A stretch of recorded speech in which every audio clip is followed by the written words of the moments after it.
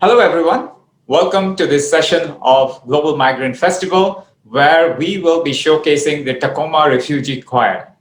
This session will feature some musical performances by them, and it will also have a panel discussion with Erin, who is the founder, as well as some of the participants, particularly Nathalie, as well as Thierry.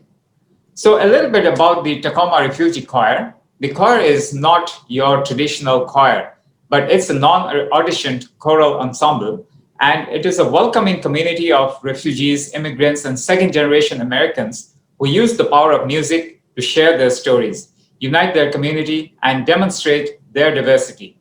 So let me first introduce all the participants in this panel.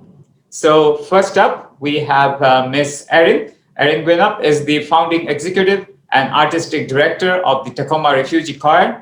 She is a TEDx speaker, author, composer, conductor, and soprano soloist, person of many talents. Thanks for joining us, Erin. Thank you so much for having us. We're so honored to be part of this festival. Thank you. With us also is Nathalie. Nathalie Bajinya was born in the Democratic Republic of Congo and spent time in refugee camps in Kenya, where she learned to sew from the nuns in the orphanage. She now has a thriving tailored clothing shop, Undeniable Bajinya, where she creates amazing one-of-a-kind garments. She's a wife, mother, sister, and member of the Tacoma Refugee Choir. Welcome, Nathalie. Thank you so much for having me. With us also today is Thierry Rupaneka. He's a peace advocate, entrepreneur, and is passionate about music. He moved to the US in 2016 with his family from the Democratic Republic of Congo. While he was a refugee in Uganda, he studied multimedia and managed one of the most successful music startups in Africa. He can speak 5 languages and has a startup to promote African culture and lifestyle. Welcome, Thierry. Thank you for having me. It's a real honor. Thank you.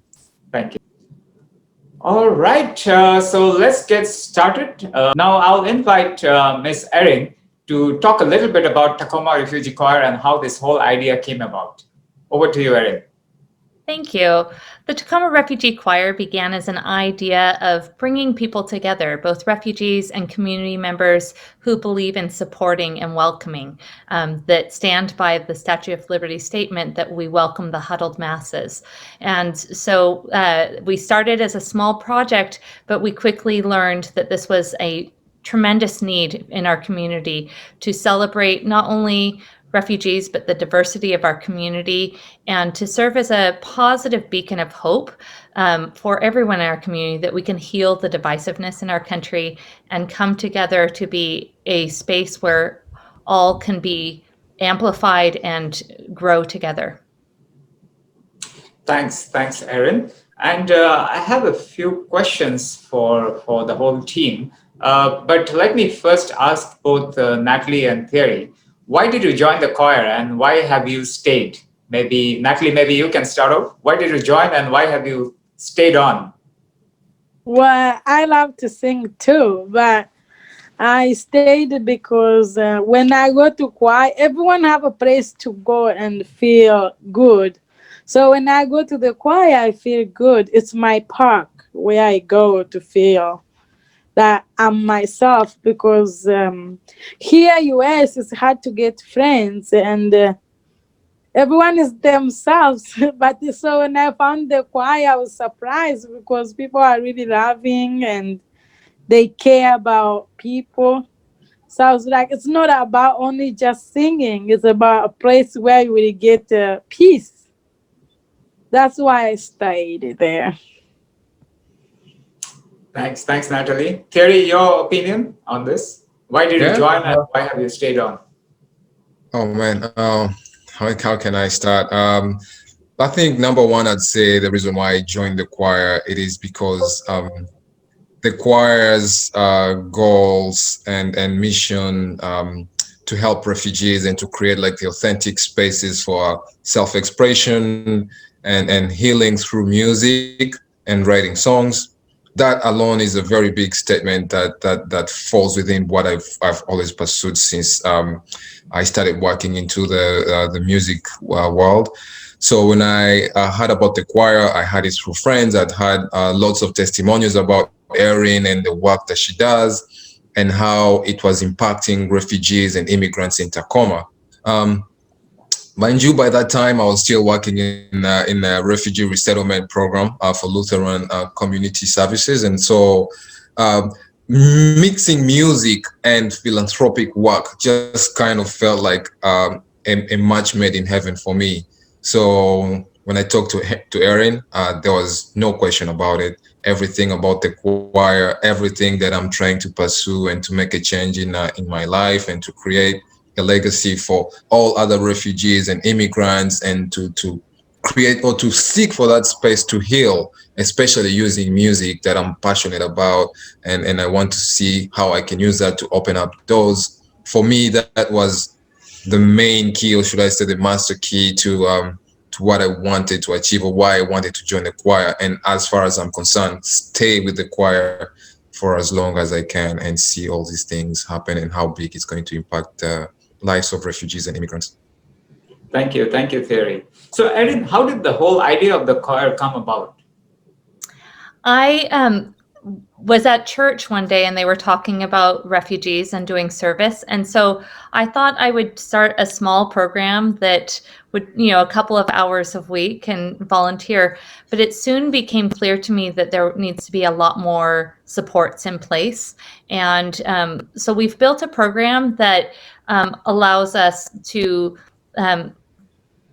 create a space where stories can be told, where we can interact with our members individually and understand what their needs are so that they can rise, so that they can tell their stories, and so that they can become the best version of themselves.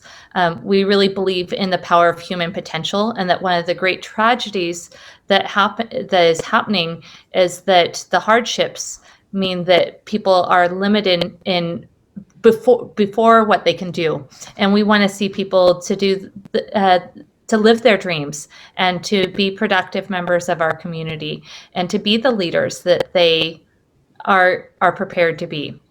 So I think as the program has grown, we've recognized that means creating space. In fact, I'll sing it for you. It's creating spaces for authentic expression, interconnection, and healing through song and music. So that's our mission statement, to create space for these authentic expressions, because you have to be able to be authentically yourself, and then to make connections, not only with other refugees, but members of the community who want to help and support. It's that interconnection of people of all different backgrounds coming together to support one another. And then through those beautiful connections, that's where healing takes place. It takes place because we've created the space for people to heal their own challenges and traumas. Thank you, Erin. So, Natalie and Thierry as well, how much time do you spend in a normal week with the choir in terms of practicing, performing? How much time of your life does it take now? Oh, wow. So I was recently hired by the choir as well to do member coordination. So just coordinating with choir members, creating different spaces and exploring avenues of how to grow the choir. So I'd say pretty much I spend about 11 hours a day just thinking about the choir on working with the choir. So it's been a lot, and I love it. Just that connection with people, it's super amazing, and to hear stories beyond just the music with all the choir members is so nice. So yeah, Wow. spent pretty much most of my day with the choir. Yeah. Wow. How about you, Natalie? Yeah. For me, I would say I always with them. I think because I always think about them. Even like I don't work before. I used to work with them, but I don't do it anymore because I have my own business. But the same time, they give me projects to work with them to make, for example, masks. I have been making their masks. So when I am making it, I'm thinking about them. And also when I'm in trouble, I always calling Aaron. So I would say I always thinking about them. I always with them in spirit, in my spirit. It's really only like Tuesdays we are together, like from 7 to 8:30. But most of the time I'm talking to Erin. We are trying to figure out, how to make it better. So I'm always with her. And Yeah.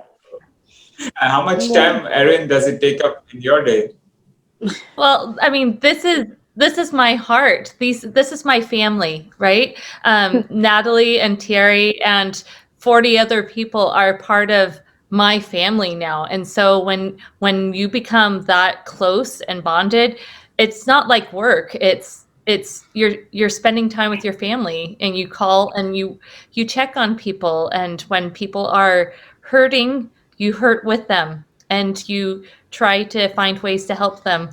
And then you also celebrate, like when Natalie got her citizenship and then she got married, like that was like one of the best days. And and being able to come see her at the hospital when she had her new son, that's like one of the highlights of because we really are truly family. Well, I wish I was right there right now, almost half a world away. But Erin, you have been running this for some years now. What have been some of the highs and lows, some anecdotes, some experiences, if you could share? Things that made you think like, should I continue? Or things that made you think like, wow, this is it. This is what we need to do. Well, fortunately, there have been a lot of highs which have gotten us through the lows. It is challenging. It's challenging to do a nonprofit. It's to raise the money and to organize, because I'm a musician, and I have a great capacity for love, but I didn't have a lot of experience with the skills that needed to be the organization that we need. So there's been a really steep learning curve. I think also here in the United States, race is a really big conversation right now. And the intersection of race and refugees is a very big sticking point. It's part of the political turmoil in the United States right now. And so coming to understand those pieces and making mistakes. I've made plenty of mistakes along the way, and not understanding. And that's been hard. It's brought me to my knees and made me cry many times. Natalie has seen me at some of those times when I was ready to quit, because it's been really hard. But I also, every time I have one of those low valleys, I have I have moments like where Natalie or Maurice or Elham or Maria will give me a pep talk and remind me how much we need this family and how much we need each other. And so I think sometimes people think that I'm doing a good thing to do this, but ultimately I have gained so much more than I think I've given anyone else. I have been blessed by knowing the people in the choir, and they've changed me. And so being able to work with this community is one of the great gifts of my life. Life Without Hope is a powerful anthem about hope in the future and recognizing that we all have so much more in common with one another.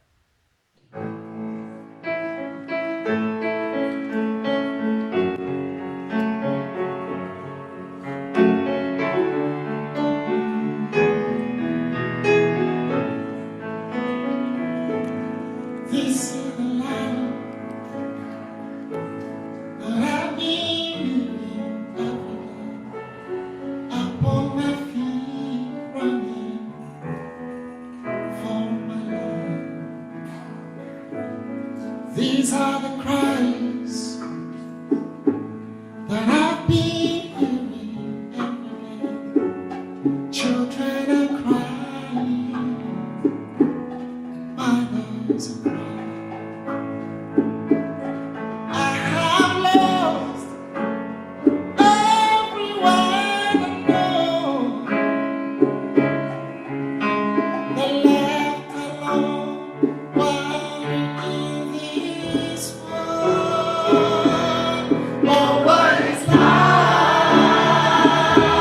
without hope? Oh, what is life just to keep running every day? I just wanna hold someone to count on. So please help me to survive. It's been going on like this as long as I can remember. The killing, the torturing, the raping of the innocent. And I don't know how long it's gonna last. Oh, sometimes it's hard to see another day. Oh, what is life without hope? Oh, what is life just to keep running every day? I just wanna hold someone to count on. So please help me to survive, to survive. I hope to be secure from guns and war. I hope to feel the love of community. I hope to see my family reunited. I hope for peace and change and more.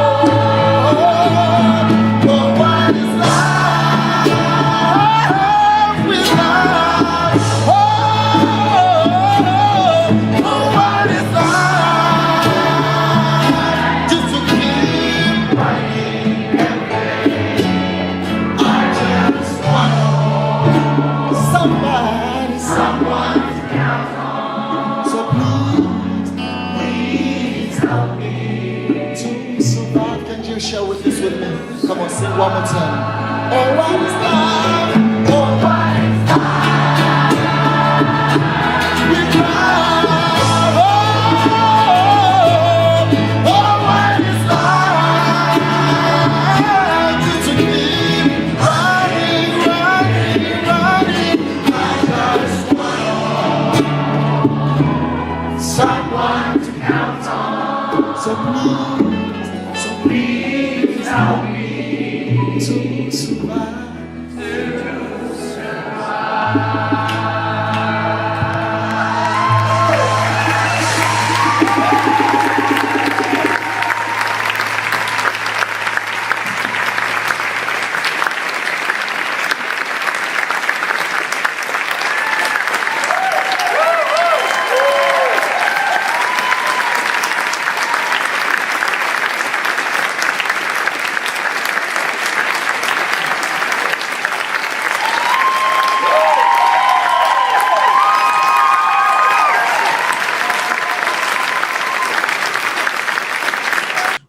All right, Natalie and Jerry, I have some more questions for you. So you have been with the group for some time and you have been practicing, interacting with people from many different countries, even from maybe your country, but different communities. So, they all may have different values, different biases and all that. How has it been for you two to be practicing and interacting with people you were not used to or accustomed to, and suddenly you are all together in this choir?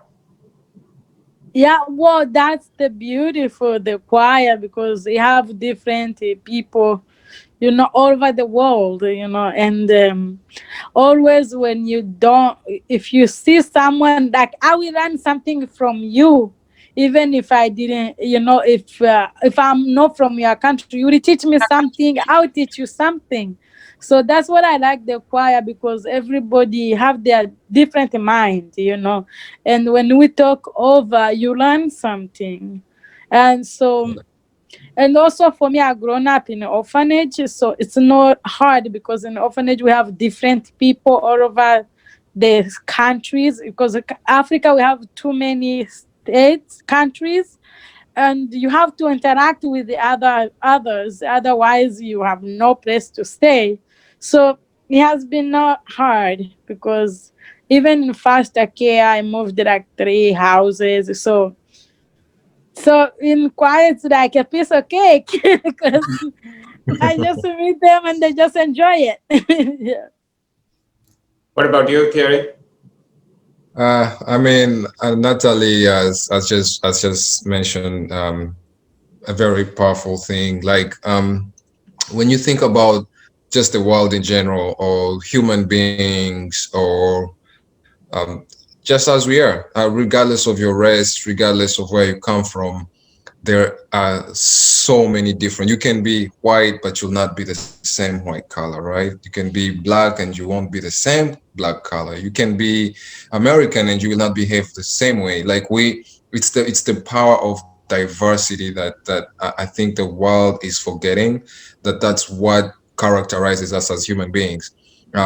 We've seen so many places in Africa being torn up by war, by tribalism, maybe people pursuing minerals, and it's like the whole world is forgetting the number one thing that actually makes us human being. It is our the diversity between us, the differences that we all have. That's what brings us together as human beings. The fact that I can look at someone who doesn't look like me and fall in love with who they are, their skin, their character. We cannot be the same. We can't all be the same.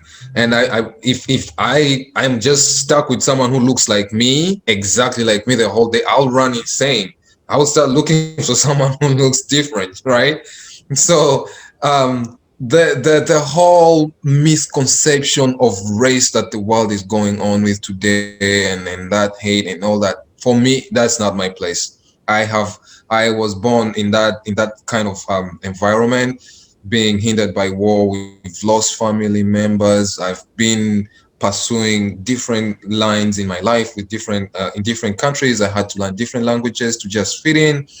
I had to be called a refugee or a ghost or a Congolese, or like so many names I can even go ahead and mention. But that never deterred me from like pursuing love and connecting with other human beings. So it sort of became part of who I am, like knowing how to deal with different people, welcoming everyone, giving everyone a chance, loving everyone just as much as I want to be loved, or I want someone else to love me. So that's what I give out to the world, and fight for what is right. So being in the choir, sort of like gives me that hope that, you know what, even though I'm in a world right now that is full of hate and people saying all these things about each other because of different race, being in a choir, you forget that there's this stuff happening because it's a space where everyone is sharing love and stories that give you motivation, that give you strength to know that, the world is still a better place, irregardless of what is going on around. There's a space where I can feel like I'm just a human being and I'm loved as much as I love the other person. So the choir has been really nice for me. We have a song called "I'm Just Like You," which is just, I adore it.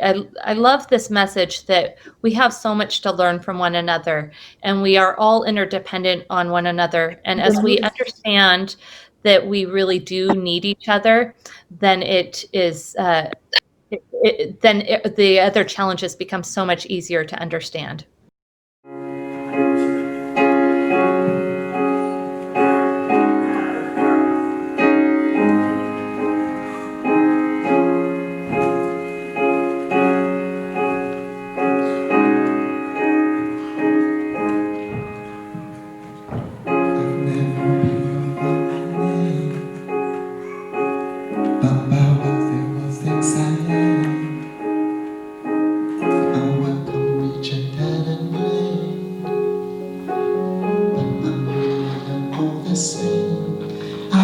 just want to be loved, to be loved, to be valued for who I am, even though I am not from here, from here. This is my home. I'm trying to get through. Don't treat me this way, 'cause I am just like you. We don't want to have a better home. We don't want to live a better life. Safety for our families.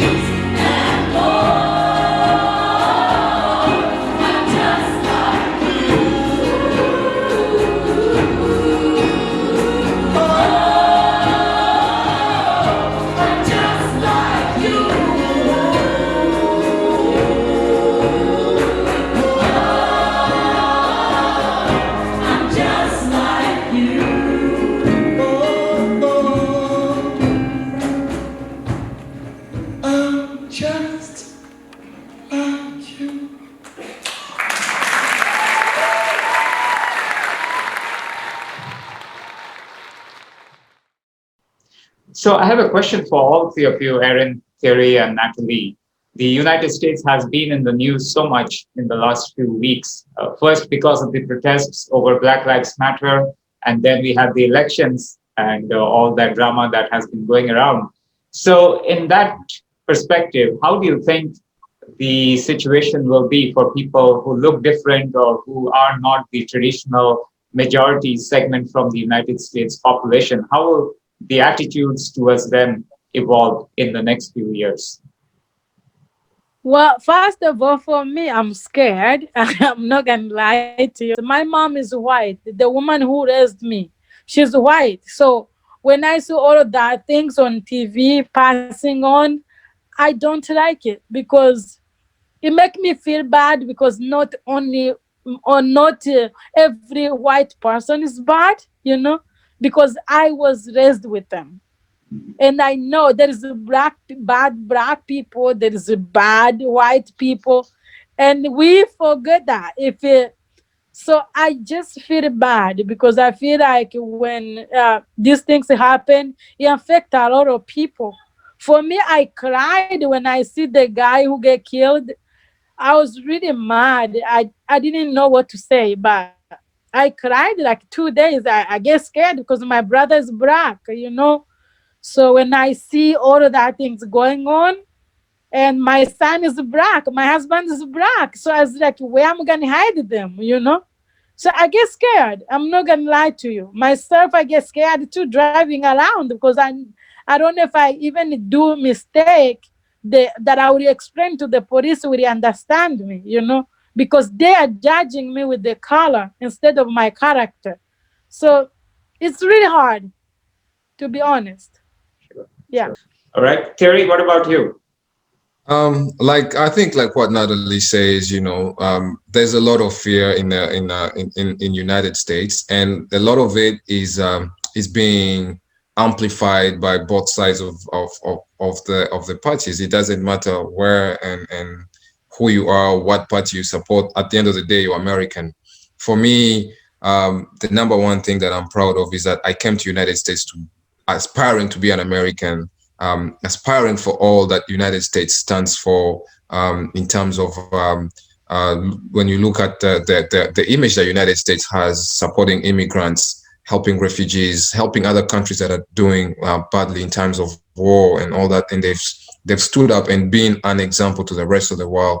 So I came to United States with that kind of love and that kind of hope, and aspiring to become an American citizen, coming from a refugee world for more than 16 years, more than 18 years actually, that I was a refugee. So I grew up as a refugee, not having any identity other than just being black.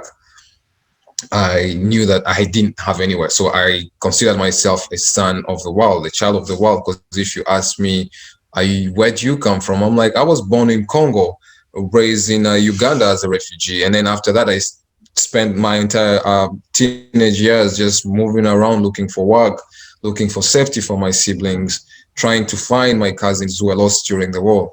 And it ended up putting me in different countries. So I really don't find myself say that I'm Congolese but I know I'm of Congolese descent, but I also know that I belong to the world. I don't belong to any racial part. I don't belong to anyone. I don't belong to any country. I belong to the world. That's just how I see it. In regards to matters that are going on in United States about Black Lives Matter, about the politics in the country right now, the elections and all that, I think United States again has shown us that people are united, and having the majority or having one voice matters more than just having one-sided opinions. And I think you've seen through the elections that it has been the highest number throughout the history that have come out to vote. That's just to show you that people want to push that United States is a place of love. Let's not forget that United States has one of the most beautiful countries in the world. They have love, the food. I mean, there's so much that I can go on and on that I love about United States that gives me hope that tomorrow will still be better than what it is today. And people have shown that we are fighting for a better tomorrow. It doesn't matter what race you are. It doesn't matter who you support. It doesn't matter whether you support Trump or anyone. Anything that is just bad, point blank, will hit you straight in the heart and it will hurt you. If it's bad, it's bad. If someone gets killed for no reason, if someone cannot access medical health, even when I'm a refugee, I just because I'm a refugee doesn't mean I'm not a human being. Just because I'm black doesn't mean I'm not a human being. Just because someone is white doesn't mean they're not a human being, so they cannot speak out their mind. No, we all need to come together and consider each other and love each other. And I think Erin is doing an amazing job just highlighting the stories for immigrants and refugees, because most people don't know. Like, they look at you as a refugee and they might think that, you're just a basic alien or you're basic. They don't know. But it's these stories, when you get into spaces like the Tacoma Refugee Choir and you start hearing stories of people that you have no idea where they come from, it teaches you something about us as human beings that we just don't know. But seek for information, learn about each other, and find that place in between to continue loving each other so that you can all bring each other into one space so you can talk out your differences and find ways to move on forward in life that accommodates everyone's needs and everyone's dreams, because I believe everyone dreams of a better America. Everyone is fighting because they want to see America continue being the #1 country that we've all known it for. Otherwise, we wouldn't be here as immigrants trying to fight for the American dream, right? I did not come to United States because I wanted to get killed as a black man on the streets. No, I came to America because I believe that I can rebuild my life. It's a place that I can build a new life, and maybe in a month or in a year or 4 years, I can see my kids again that I left back in Africa. And that is the dream that I have. I wake up in the morning and I'm like, I'm gonna go and work hard so that I can build something. Tomorrow, my kids, when they can come here, they have something that they will see their father worked hard and built this. And I don't want them to think that I failed to do these things because I'm black. No, there's nothing that can stop me. I don't want them to think that I failed to do this because I'm in America, because America is divided. So their father cannot have the opportunities to create what he wished to create for them. No, I want them to come here when they can and to be like, oh, our dad can also achieve something, which in most countries, I think it's hard to do. And I don't want America to be one of those countries. I want it to continue being the place that I dreamed of it, the place that I thought it would be when I come here. So yeah, I still have a lot of hope. I just from the people and what people have done in this country gives me hope that there's a better tomorrow. Everything will be fine. Yeah. Thank you. What about you, Erin? I love that Thierry emphasized hope, because I think when you have hope in the future, there's power in the present. And I think that, the media highlights all the negative stories, but there are so many amazing people who really have an abundance of love. And when we can highlight those stories and help people connect with one another, then that's when change can happen. That's when hearts are softened. And I think that's the answer to healing the divisiveness, is for people to reconnect with one another. For me, that happens really well through music. So that's why I've chosen this medium. But there are many people in this country working to bring people together again. And so I think as we continue to hold on to that democracy, that a government by the people, that wonderful healing can happen. We've been through hard stuff in the past, and we'll get through this too. Yeah. We created this video called Be Counted for the census. And we did the census project where they count all the people in America to help make sure that the members of our community who might otherwise not be counted were considered. And this was a beautiful project that brought together over 100 people right before the pandemic hit. So we felt very fortunate to be able to do this. It filmed in the freezing cold. This is Be Counted.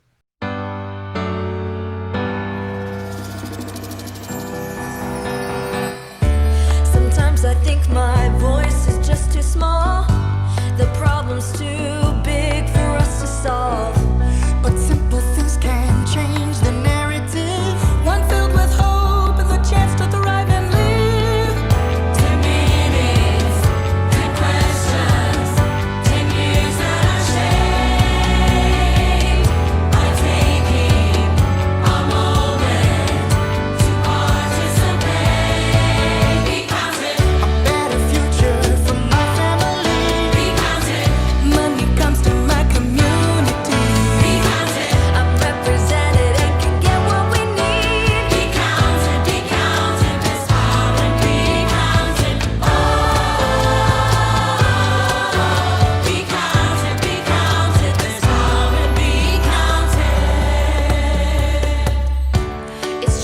therefore no need to be afraid.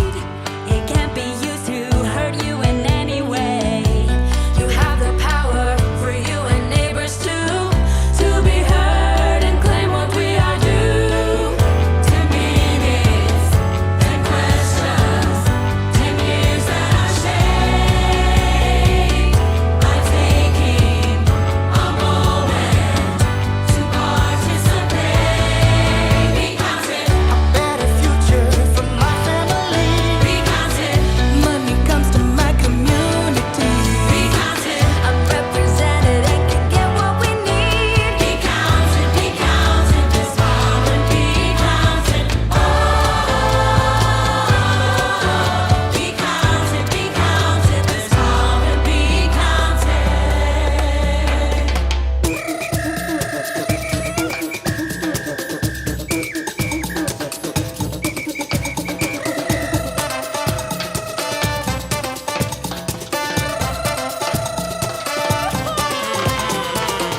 Who wants healthcare, Roads and bridges, be counted, jobs and training, Schools for our kids. representation, Good nutrition. parks and housing? You count, so you should be counted.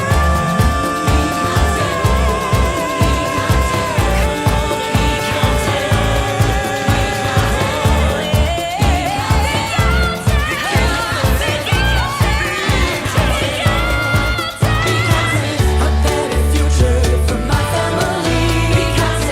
Money comes to my community. I'm represented and can get what we need. Be counted, this small and be counted. Oh,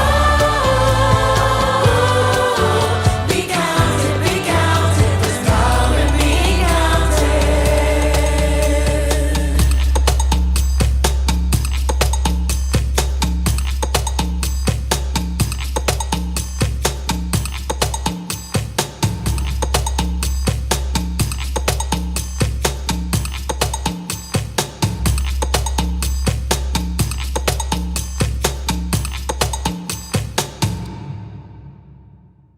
All right. So, Erin, one question I have is because of this whole pandemic, how has it been for the last few months for you in terms of organizing, practicing, or doing what you intend to do with the choir? The choir has continued to meet online through Zoom. So a meeting much like what we're having here. It's challenging. It's not the same as being in person, and we dearly miss the hugs that we would have in person and hearing each other's sound and the conversations. It's hard to not have that. But the online community is powerful in its own right. What we've created space to have some really important conversations and heard from members who may not have spoken in front of a big room but feel a little more comfortable to talk about the racism they faced or the health problems they're facing or the fear they might feel or just being discouraged and being ironically, it's often the people who are the refugees or who are facing challenges who will say the things that lift others up.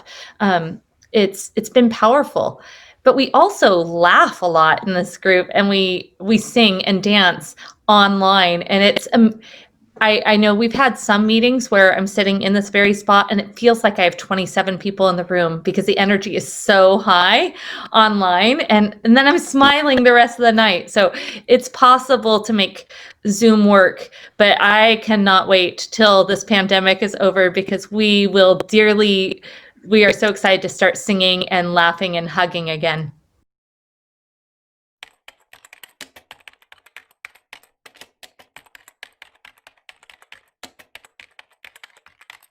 Whenever we had practices in person, I love the song that everyone sing. Hello, friend. How are you today?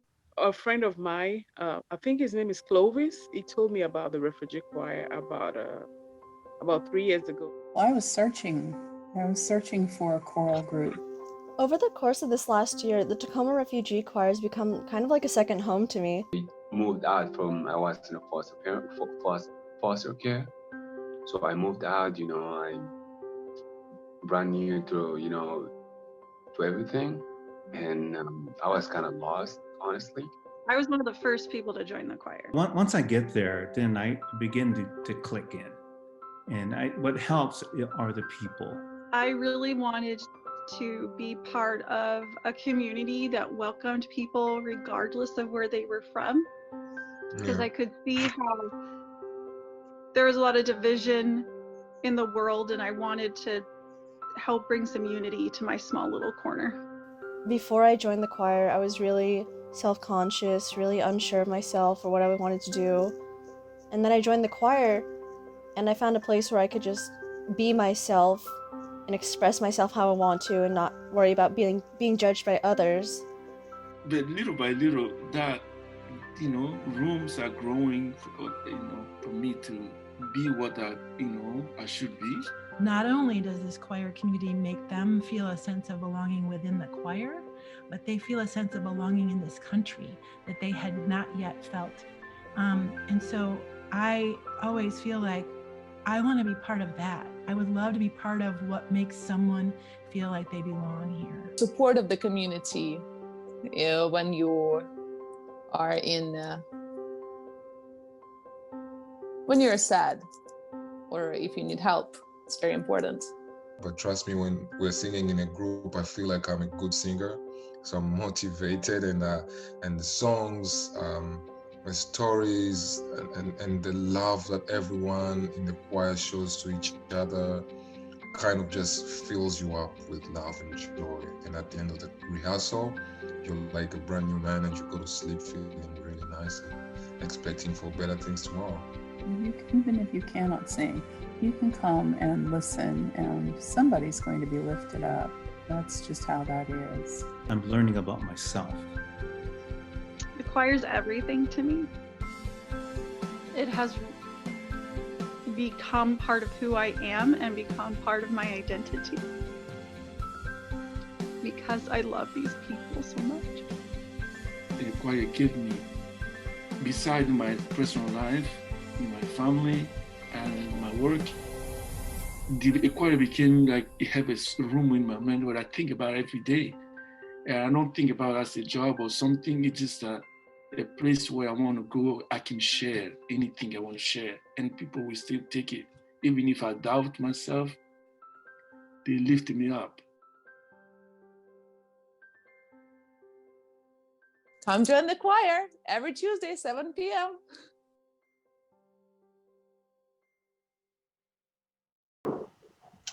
All right.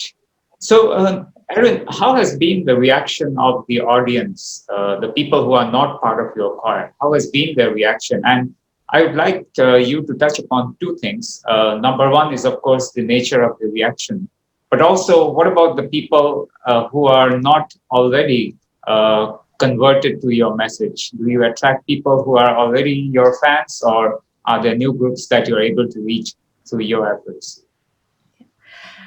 Being part of the Tacoma Refugee Choir has been an amazing experience, and the reception we've received from our local community has been remarkable. We have been able to partner with some beautiful organizations that are already doing amazing work, and just to be able to bring a musical voice to that setting has been really powerful. I feel like everyone is hungry right now for hope. And people are hungry for something positive. And so to be able to provide the space that highlights the positive while still acknowledging the pain and realities of our challenges, I think is a really special thing. And we feel so fortunate to be in this community. One of the projects we're working on right now is in partnership with the health department to help spread education about public health messaging about COVID-19.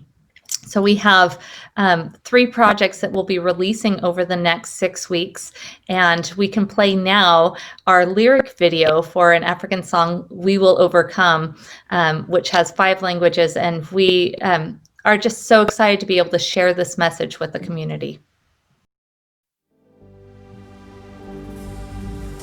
Sizongoba soingoba le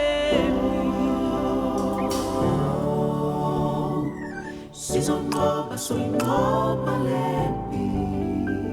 Sizongoba soingoba lepi.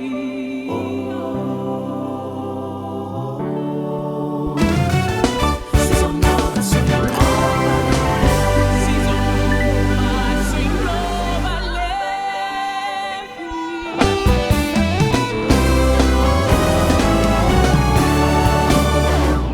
Sizongoba soingoba